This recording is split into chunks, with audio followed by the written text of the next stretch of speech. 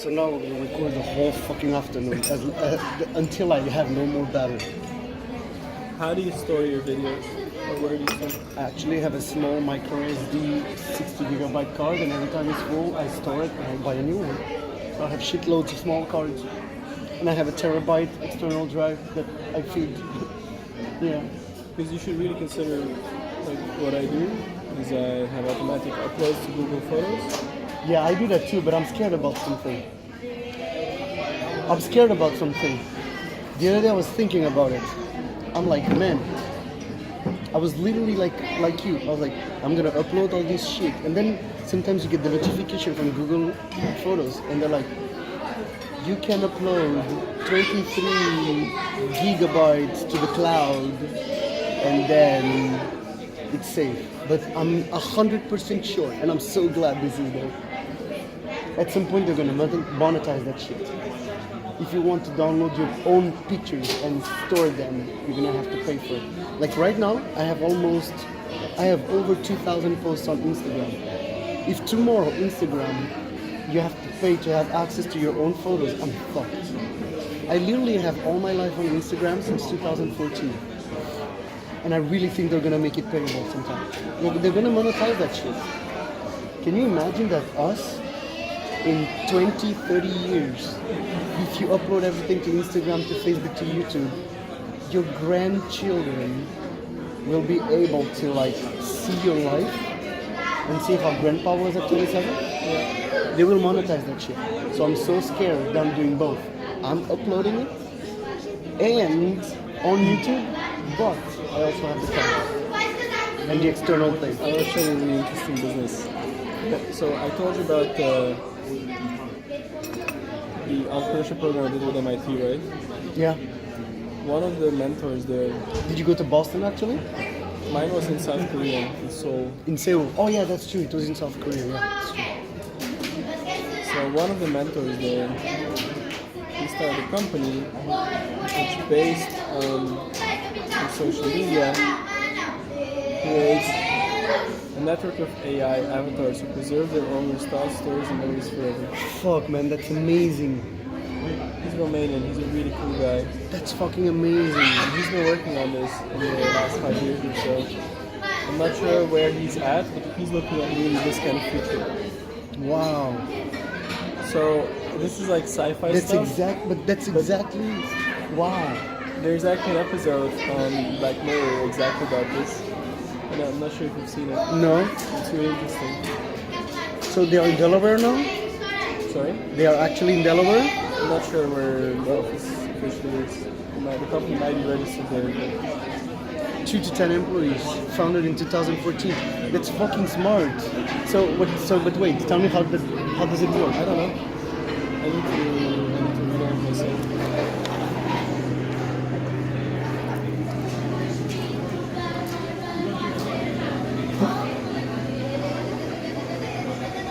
The website doesn't look that good on mobile. But if I want your website tomorrow, it's mobile only. Yeah? Yeah, I don't even put it on the computer. How do mobile websites look like on the computer? The thing is that most people don't do mobile only. So they will still have a computer. Yeah, but the thing is that you can show. So for example, I think the website I saw here, the Wikipedia page, this one is the mobile version of Wikipedia. This looks amazing. This looks good. That's true, it is the mobile version. So let's just go to this one, which it doesn't have a mobile one. But I think, should I make our website mobile only? The visitors are coming organized. Not bad at all. We do recommend responsive websites instead. Yeah. Okay.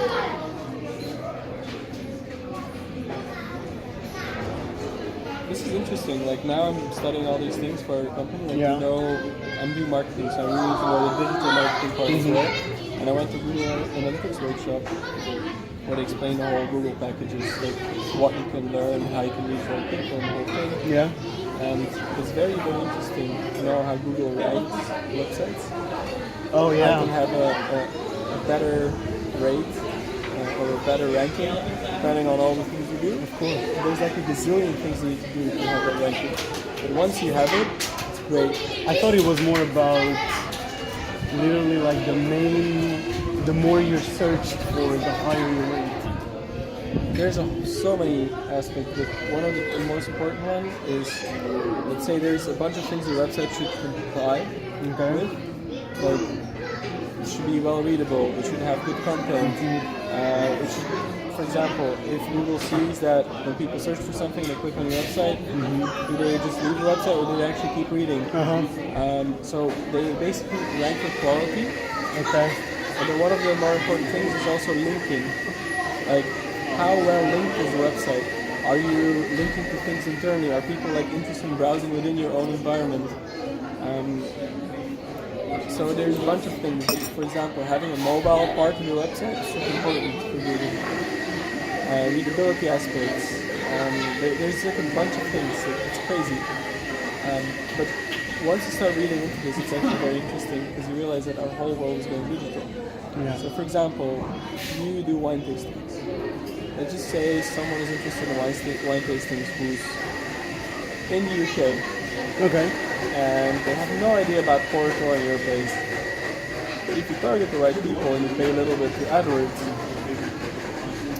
you can make sure that this guy, let's call him Tom, whatever, Tom likes wine tastings. And he's like, wine tasting Manchester. And then for wine tasting Manchester, all of a sudden it's like, would you be keen on spending the same amount of money to go fly to Porto, do wine tasting and come back? Because there's flight from Manchester to whatever to Porto. Like, my point is that you can do so much by segmenting specifically which people you're looking for. Imagine the all-in package where you like arrange their shit to come to wine tasting here and to see maybe some vineyards and whatever. Like, you can do so much differently if you just like target the right people and make sure that you understand their wants and needs and you play on that. I find it a bit scary because it's there's like manipulation. I find. It's like some people manipulation would with see a that good way. reason. Like, basically, this is what my CEO, my founder, my boss told me recently. Because I told him like, I don't really feel comfortable with all these things. Like, you're basically manipulating the things to make sure you sell it well. It's like, yeah, but at the same time, you need to know that you're doing them a favor. It's true. By selling something good to them. Like, you know in your heart that they actually want this. So, like, I also I'm still believe like that. wrapping my head around it. But If the intentions are good, I think it's good though.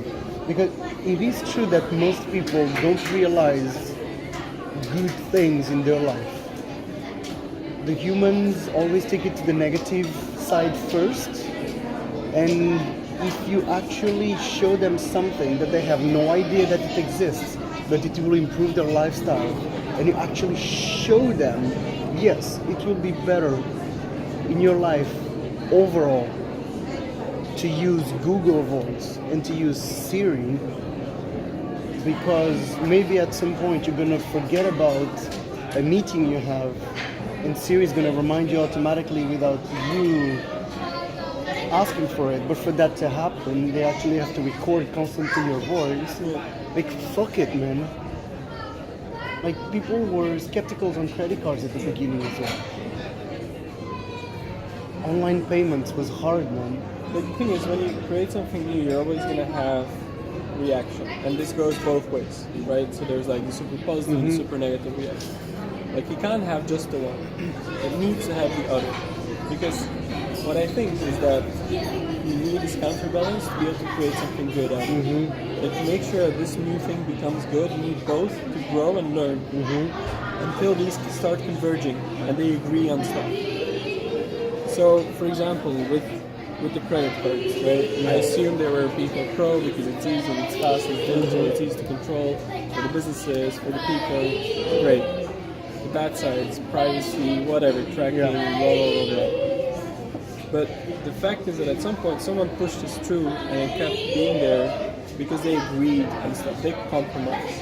At the end of the day, you have to compromise. At the end of the day, like, your vision is great, but only part of it will be existing as something bigger than that. Like it's rare that it can be self-sustaining. Like for example, just a stupid example, maybe Elon Musk says we're gonna go to Mars. Great. Yeah. We're going to Mars. Fine. We're gonna build a rocket. Fine. But what about the whole thing behind it? What about all the regulations, the space law? All those things don't exist yet. It's not something he necessarily wants to do. Yeah. It's part of the package, right? You need to compromise. You need to make sure there's fairness. You need to make sure there's like has strong moral grounds and foundations of what you're actually doing. So there's, I think, Siri and Google Voice is a very good example as well. Like there's a pro and con when it comes to privacy. And this debate can live on forever because those both sides, like it's not even two sides, it's a whole spectrum of opinions. I think they're all important and these discussions need to be there. But they need to be there in another way. What bothers me a bit is that the negative side or the negative voice of it is being stronger than the positive one. I literally think like the whole Article 13 bullshit makes no fucking sense. You didn't see the article? Yeah, but I don't remember. Like, Man, it's like this should literally be like, hey, as long as you agree on our terms, fuck it. Like, it's all about agreeing on the terms. It doesn't make any sense because those three people right there care about their privacy, but I'm gonna be limited with that kind of software or technology.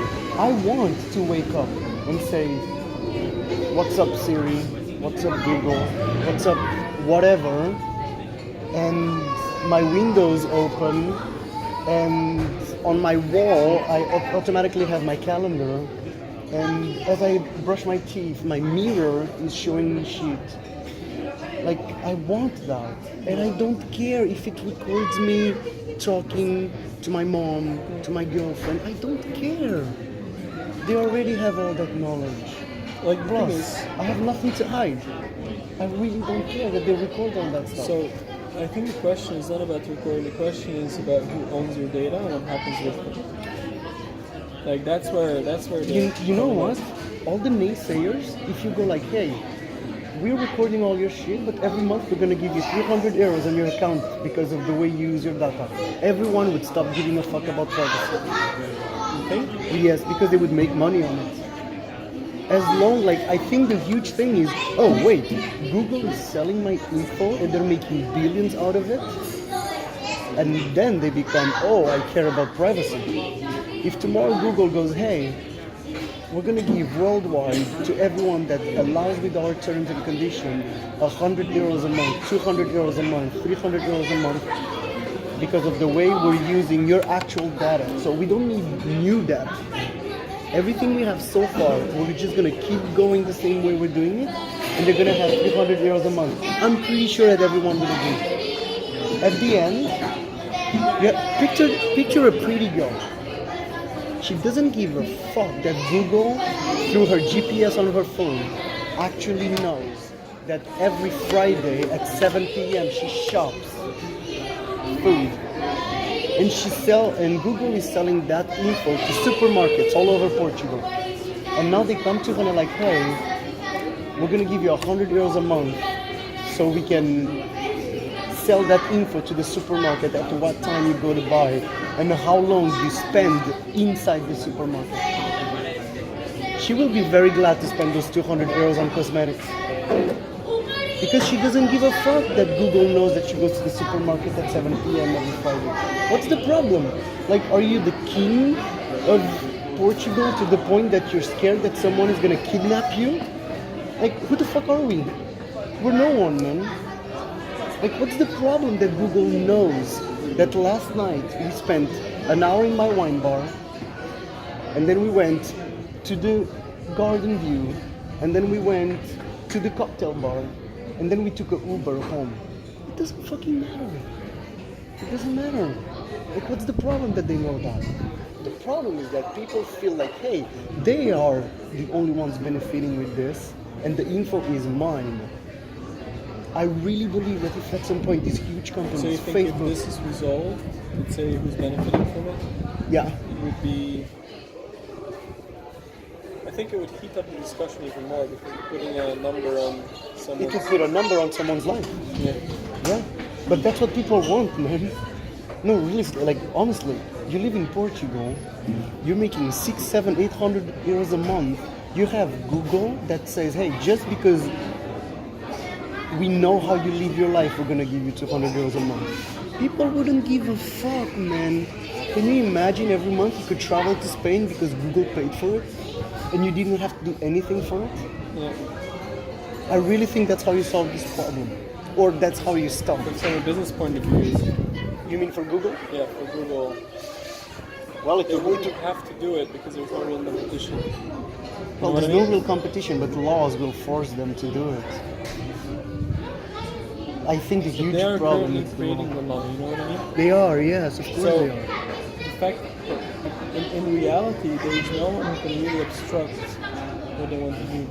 Like when you come with this amount of monetary power, plus Yeah. the knowledge, plus the skills, basically large companies like that have too much power because we live in an economy-driven society. Like everything is Okay. gravitating around where the money is and what's happening. So the rules are made accordingly. Not because of things we believe in and because of life quality we believe in and the standards and the values we stand for. No. So the point I'm trying to make is that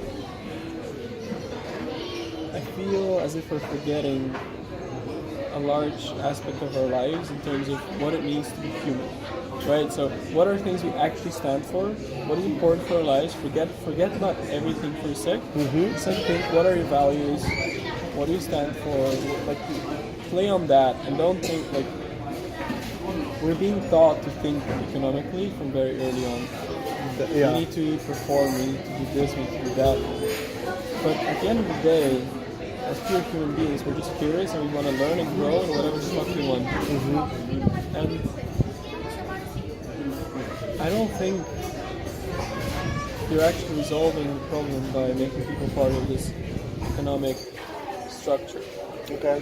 So it's like patching up things. It's like a temporary solution maybe. At the end of the day, the whole rewarding system, with putting value on stuff, like putting a number on stuff,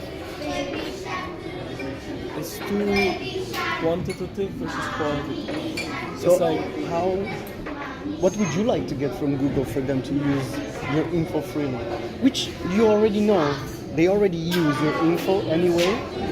What would be the perfect thing for you to get monthly from Facebook, Google, Apple, Samsung, any huge company?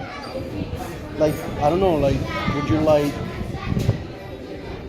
pay a free space degree? Like, I don't know.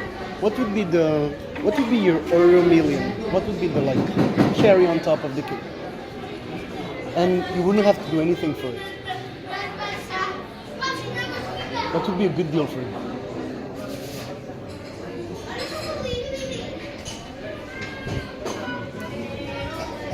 I guess food or housing. Food. Basic. Oh, there you go. Some basic. There you go. We were talking about this last night. Imagine that right now Google comes to you and like, hey Stefan, we love your info is valuable for us. We have supermarkets, clothes, brands interested in Imagine that, free and they access give you to free access. Yeah, exactly. But like, of course, without exaggeration. Like, I shouldn't take all the food and then start selling it, Yeah, whatever. yeah. I'm referring For to your own consumption. if I don't have to think about that part, Yeah, it would liberate my mind of certain things. there you go.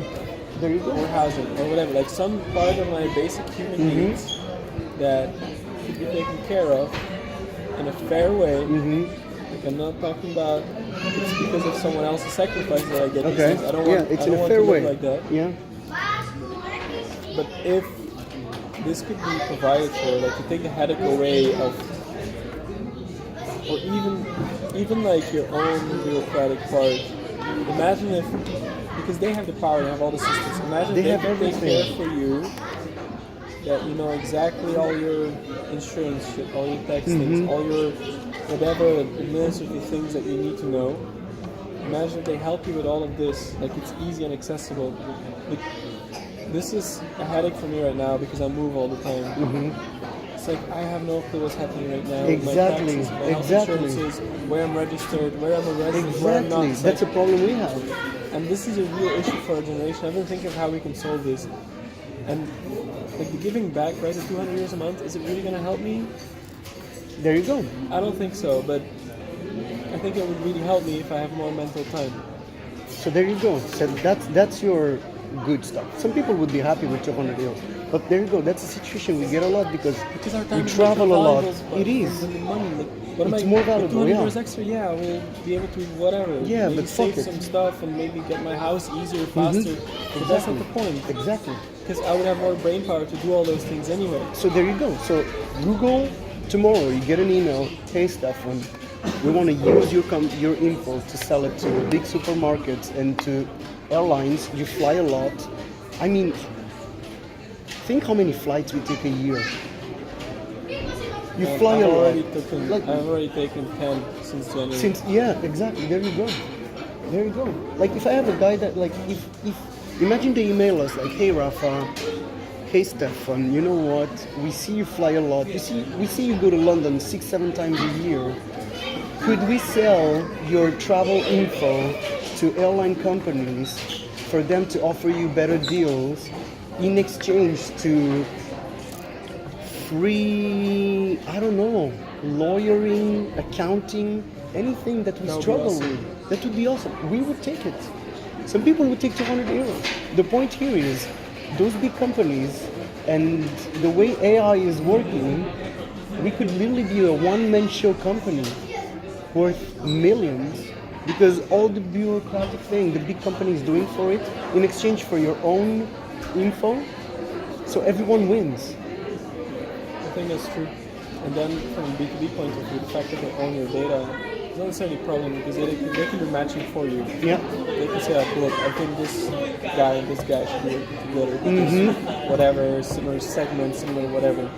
Like, everything can become very data-driven when it comes to finding the right Exactly. partners. Can you imagine that the relationship we had was a pure luck thing? And maybe in 10 years we're going to be able to find more people like us through Good Morning Siri. And Today I want to chat with and the beach tells you, hey, you should meet Pedro because you guys the last 6 months have the same behavior. I want to show you. Can you another fucking example. imagine I want to show you how another- great it would be? This is a very interesting point. I want to show you a very interesting example. So, before I arrived here, I wanna that AI thing you showed me before. I want that. I have to keep in touch with that. so before I came here, I wanted to find someone to help me with my real estate questions about the Lisbon region. Everyone has that problem. So I want to find a person who can give me insights, which region, what's the value, who do I work with, which company to work with, which real estate advisors to work with, everything. Oh, so it's not only about finding an apartment. No, It's I wanted to the find whole someone who deal. can give me the information in an unbiased way. Okay. So I was thinking, who could do this? And then I thought, okay, usually the innovators in a certain industry, they're the ones who know the industry so they can innovate it and play on it. And I was looking for entrepreneurs who do innovation in the real estate market in the Lisbon region. So I wanted to chat with someone about entrepreneurship and real estate in the Lisbon region, preferably my age more or less, so we can just go for a beer, have a chat, and do this. So I was like, how do I find this person? Yeah, how did you? So I started Googling people. I started looking up people on LinkedIn. And so this is what I'm talking about. Like, That's exactly what I'm talking about as I well. love kids. Yeah. I love people. But if you're somewhere to work, Yeah. to do some mental exercise, Yeah. it just doesn't It go doesn't hand in match. hand. It doesn't match. Yeah. So I started We looking up people. really have to do a co-working bullshit thing like that. And then I found this guy. So you Googled and he showed up. I looked on LinkedIn for quite some time, and this guy showed up.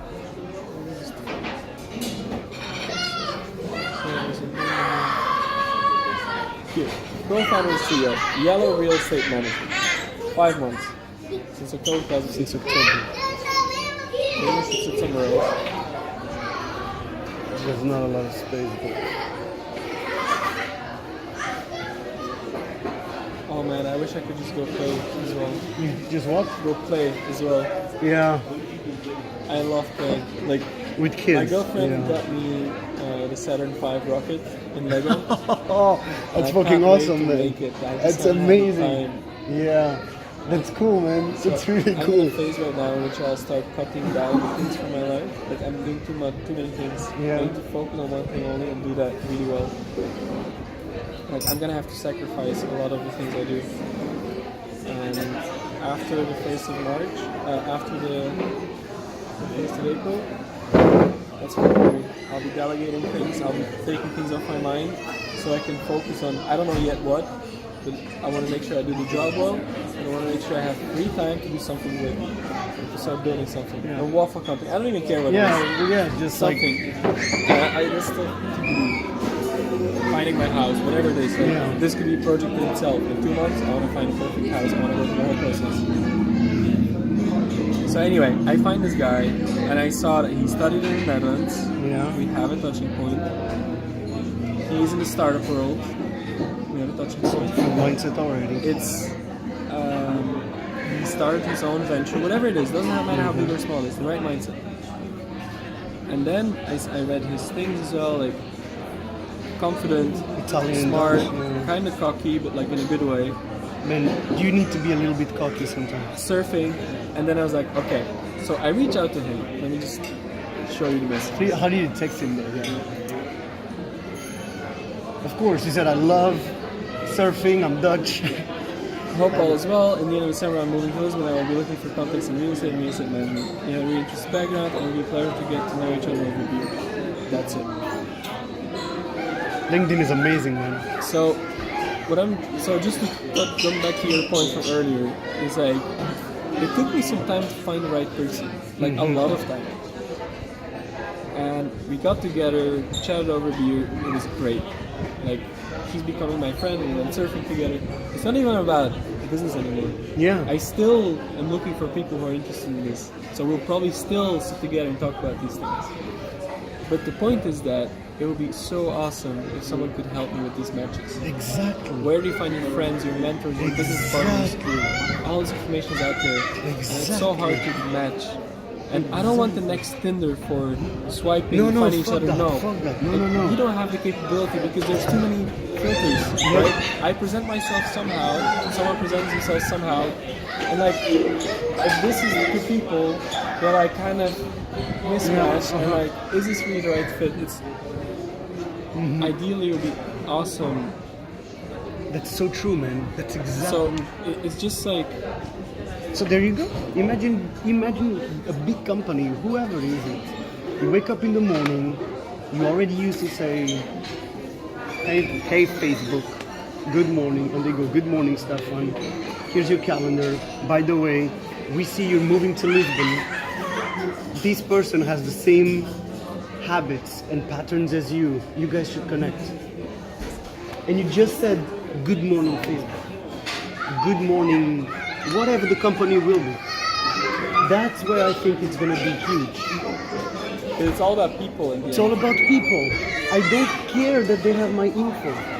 I don't care that Google knows that I take my kid to school at 7 p.m. and he knows the school he goes at. Like what? You know what the thing is? Like, You know what the thing is that in data you can find everyone's dirty secrets as well. yeah. I think there's a way to make the taboo go away about a lot of the bad habits in people's lives because all the information is there. And when you say you should connect, it's not just about the positive sides, right? It's also about you could be a good match because of reason X, Y, Z, and it's in history, maybe certain things happen, maybe whatever, for example, someone's dad passed away, like you talk about, like, these are not things you immediately talk about, but I think in data, you could probably normalize it somehow. It doesn't have to be communicated directly. There's a backend in the algorithm that should be taking all these things into account. Definitely. I'm kind of like you. I really felt the struggle. Like in 6 years, 5 different companies, 5 different countries, like even the tax return thing.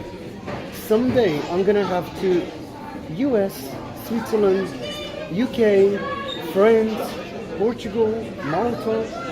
Like how the fuck am I gonna do that? Let's imagine Google goes, hey, we will help you with that for free through our AI machine. The info is gonna be spot on, just so that we can tell Superboc or Heineken that you drink a beer every Friday at 6 p.m. Yeah. It's a win-win situation. So I the honestly, thing is, why would Google actually have to do that? Like this is a venture which I've been writing about already. Like, sorry? This is a venture I've been writing about Okay. already in my notebook Yeah. for this whole bureaucratic thing Mhm. for every different country, because I think governments are doing a really bad job and they need not just advice on how to do it, they need someone else to do it as an intermediary that speaks their language and speaks then- the people's language. So, where's the business case? That's the question. Who do you take money from? From the company that buys the info. Exactly. So, basically, I've been looking at us as a segment. So basically, this is pure user innovation, right? We've had this problem. We want to solve it because I'm so fucking fed up with every time I go to the country, there's like a new process of registering the town hall. There's a new process to get your tax number. There's a fucking new process horrible, man. to get a banking system. A new process to get a phone, to get internet, to get whatever. I'm fucking fed up with it. The worst was going to Germany. That was the worst so far. Really? That's all of I it. waited Germany? 8 months. Whoa. 8 months to get an electricity contract. I didn't know what I was going to be paying for until then. 8 months. The minimum I could take internet for was 1 or 2 years. That's pretty standard everywhere, though.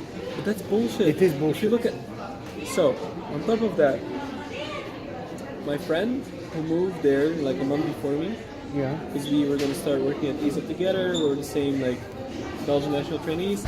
He waited 2 months to get internet in his flat. Oh, man.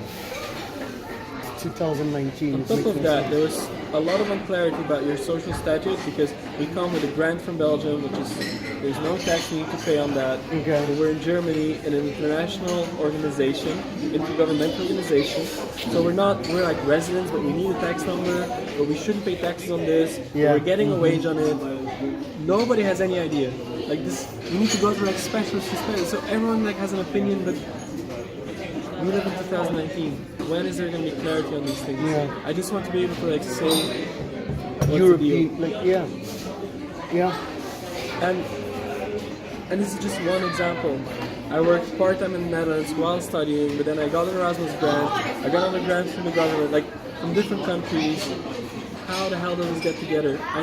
Everyone's paying for my health insurance somehow. Yeah. Where am I even insured? Like right now I'm a Belgian one. I